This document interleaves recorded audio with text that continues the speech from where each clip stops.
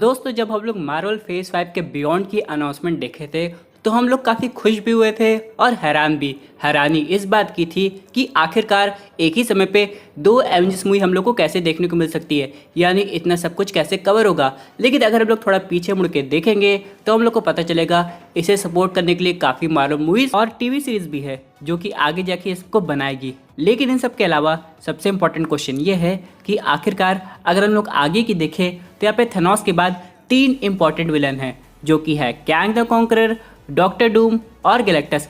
अगर हम लोग बात करें कैंग की, जैसे कि एवेंजर्स कैंग डायनेस्टी, हो सकता है सीक्रेट वॉर में डॉक्टर डूम दिखाई दे। लेकिन गैलेक्टस का क्या होगा? क्या ये तीनों विलन एक साथ दिखाई देंगे या मार्वल की गैलेक्टस को लेके कुछ आगे की प्लानिंग है? आज हम लोग उसको समझने की कोशिश करेंगे और जानेंगे कुछ खास मार्वल मूवीज के अपडेट के बारे में। तो दोस्तों कंप्लीट वीडियो को स्टार्ट करने से पहले आप लोग कर दीजिए वीडियो को लाइक और कमेंट करके बताइए कि आपको इन तीनों सुपर विलन में से सबसे खतरनाक कौन लगता है। साथ ही साथ जो लोग मेरे चैनल पर नए, मेरे चैनल को सब्सक्राइब करके हमारी कॉमिक बुक टॉक्स फैमिली का हिस्सा बन जाइए। तो दोस्तों हम लोग शुरुआत करते हैं बिल्कुल नए अपडेट से। अब सबसे पहले दोस्तों मार्वल मूवीज़ के बारे में समझ लेते हैं। यहाँ पे दोस्तों कल की डेट में आप लोग ने लेजेंड्स का एक टीजर देखा होगा कि डेडिकेटेड था हल्क के ऊपर। अब दोस्तों कहीं ना कहीं मार्वल स्टूडियोज इनडायरेक्ट वे में समझ गया है कि ऑडियंस को हल्क से लेके क्या चाहिए, यानी ऑडियंस हल्क को इतने टाइम से देख रही है लेकिन अब तक वो प्रोफेसर हल्क में बने हुए हैं और ऑडियंस इनक्रेडिबल हल्क को काफी हद तक मिस कर रही है, क्योंकि जो ताकत उसकी दिखानी चाहिए थी वो अभी तक सिनेमैटिक यूनिवर्स में हम लोग को देखने को नहीं मिली है। तो क्या पता मार्वल इस टीजर से एक चीज का हिंट दे रहा हो कि आगे जाके हम लोग को शी हल्क की टीवी सीरीज में इनक्रेडिबल हल्क देखने को मिलेगा और हो सकता है आगे जाके डिज्नी प्लस डे में यानी कि यहाँ पे D23 में हम लोग को हल्क से रिलेटेड कुछ प्रोजेक्ट की अनाउंसमेंट देखने को मिल सकती है। इन सब के अलावा दोस्तों बात करें अगर हम लोग दूसरे अपडेट की तो वो सीधे रिलेटेड है हेनरी कैविल से। जैसा कि आप लोग को पता होगा कि जो वार्नर ब्रदर्स है वो अपना जो सिनेमैटिक यूनिवर्स है वो एक तरीके से रिबूट कर रहे हैं और एक 10 ईयर का प्लान लेके आए हैं, जिसकी वजह से उन्हें काफी प्रोजेक्ट को कैंसिल करना पड़ा। और यहाँ पे वार्नर ब्रदर्स भी समझ गए हैं कि अगर डीसी को हिट बनाना है तो सुपरमैन की जरूरत तो पड़ेगी। इसी से रिलेटेड दोस्तों एक खबर आ रही है कि यहाँ पे वार्नर ब्रदर्स ने सुपरमैन यानी कि हेनरी कैविल को अप्रोच किया था, लेकिन उनका साफ कहना है कि वो अभी इंटरेस्टेड नहीं है। अब इसका मतलब साफ है दोस्तों कि हेनरी कैविल को भी अपने पास पूरी अथॉरिटी है कि वो चाहे मार्वल में जाए या डीसी में, ये उनकी मर्जी है। लेकिन वो चाहे किसी भी रोल में हम लोग को दिखाई दे, फैंस उन्हें देख के हमेशा खुश होंगे। लेकिन इन सब के अलावा चलिए बात कर लेते हैं आपकी अपडेट की जिसके लिए आप वेट कर रहे थे, यानी कि गैलेक्टस। अब दोस्तों हम लोग को पता है कि गैलेक्टस एक कॉस्मिक एंटिटी है जो कि काफ़ी इंपॉर्टेंट है सिनेमैटिक यूनिवर्स के लिए, और अगर उसे जल्दीबाजी में दिखाया जाएगा तो उसका कैरेक्टर डेवलपमेंट काफ़ी ख़राब हो सकता है जो कि ऑडियंस को बिल्कुल पसंद नहीं आएगा। अब जैसे कि अगर हम लोग करंटली बात करें गॉड द गॉड बुचर की, तो यहाँ पे वो कितना इंपॉर्टेंट विलन था, इसके साथ बहुत कुछ किया जा सकता था। लेकिन यहाँ पे थॉर लव एंड थंडर देखने के बाद बहुत सी ऑडियंस को वो खास कुछ पसंद नहीं आया। हाँ, क्रिश्चियन बेल की एक्टिंग तो जबरदस्त थी, उसकी यहाँ पे बात ही नहीं हो रही है। लेकिन अगर हम लोग बात करें गॉर के कैरेक्टर की, जिसे थोड़ा और खतरनाक बनाना चाहिए था, यानी कि जब वो थिएटर्स में दिखाई दे तो ऑडियंस थोड़ा डरे। लेकिन दोस्तों गॉड्स को बस स्टार्टिंग की मूवी में खत्म किया और बाद में जाके बच्चों को गायब कर दिया। उसके बाद उसका कोई एक्शन सीन नहीं दिखाया कि गॉड्स को कैसे खत्म करा है सिवाय थॉर के बैटल के। तो अगर ऐसा कुछ सिनेरियो गैलेक्टस के साथ होगा तो ऑडियंस को कैसा लगेगा? यानी दोस्तों गैलेक्टस एक ऐसा बीइंग है जो प्लेनेट कंज्यूम करता है और जिसका नाम सुनते ही लोगों की हालत खराब हो जानी चाहिए। लेकिन ये सब तभी हो पाएगा जब गैलेक्टस के कैरेक्टर डेवलपमेंट में थोड़ा टाइम लिया जाए, यानी एक बैग दिखा के उसे खत्म करके गायब ना किया जाए, बल्कि यहाँ पे उसकी हाइप फेज 7 तक क्रिएट की जाए। यानी दोस्तों चाहे हम लोग बात करें कैंग डायनेस्टी की या फिर आगे जाके एवेंजर्स सीक्रेट वॉर की, इतनी जल्दी गैलेक्टस का आना ठीक नहीं होगा। हाँ, अगर सिल्वर सर्फर आ जाता है उससे उसकी हाइप तो क्रिएट हो जाएगी, लेकिन गैलेक्टस को इतनी जल्दी नहीं दिखाना चाहिए और यहाँ पे काफ़ी समय बिल्ड होगा। यानी कि आगे जाके दोस्तों एवेंजर्स 7, 8, 9 ये सब की पॉसिबिलिटी बन रही है, लेकिन उसके लिए ऑडियंस को भी काफ़ी इंतजार करना पड़ेगा और गैलेक्टस का डेवलपमेंट काफ़ी सही से दिखाना पड़ेगा। क्योंकि दोस्तों जिस तरह थेनोस को दिखाया गया था, यानी कि अगर हम लोग नोटिस करें एवेंजर्स पार्ट 1 मूवी से लेके एवेंजर्स एंड गेम तक, यहाँ पे जो थेनोस का कैरेक्टर था उसे देख के लग जाता था हाँ इसमें कुछ बात है। तो यहाँ पे ऐसा कुछ गैलेक्टस के साथ भी होना चाहिए। अब जैसे कि अभी तो कैंग द कॉन्करर हर जगह छाए हुए हैं और वही सब कुछ अचीव करने की कोशिश करेंगे। उसके बाद डॉक्टर डूम है,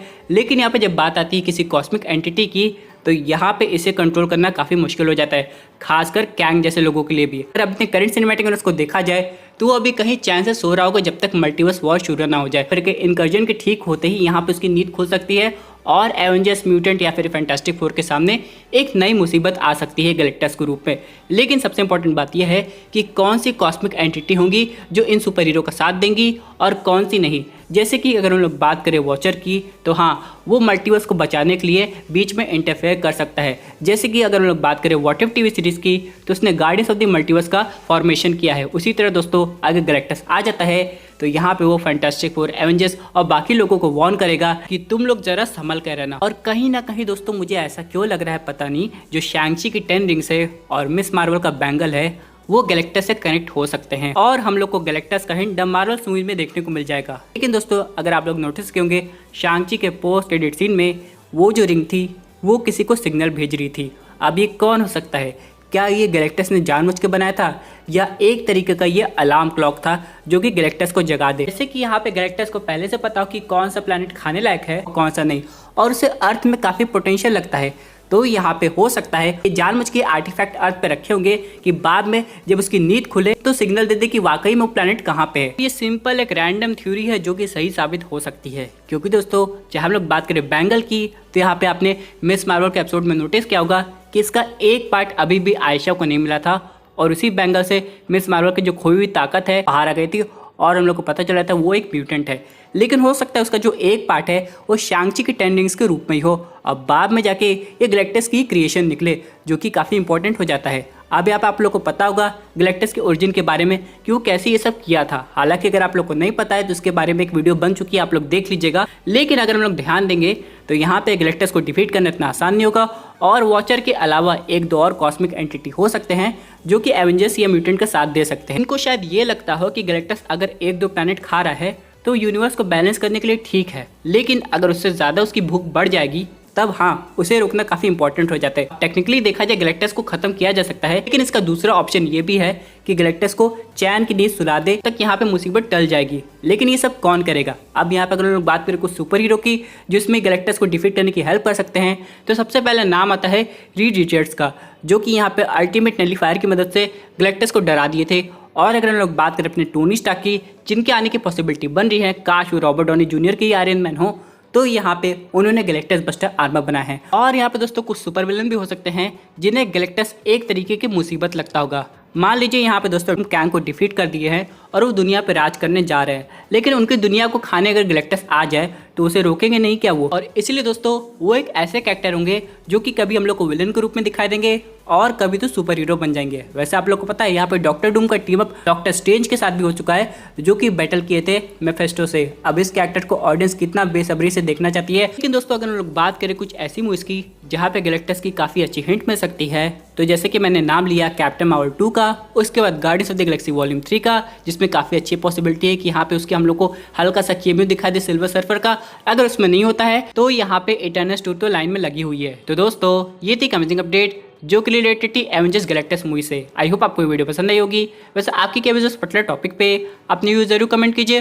और दोस्तों अगर आप ऐसे सुपर हीरो कंटेंट एंजॉय करना चाहते हैं तो हमारे चैनल को सब्सक्राइब करके हमारे सुपर हीरो फैमिली का हिस्सा बन जाएगा।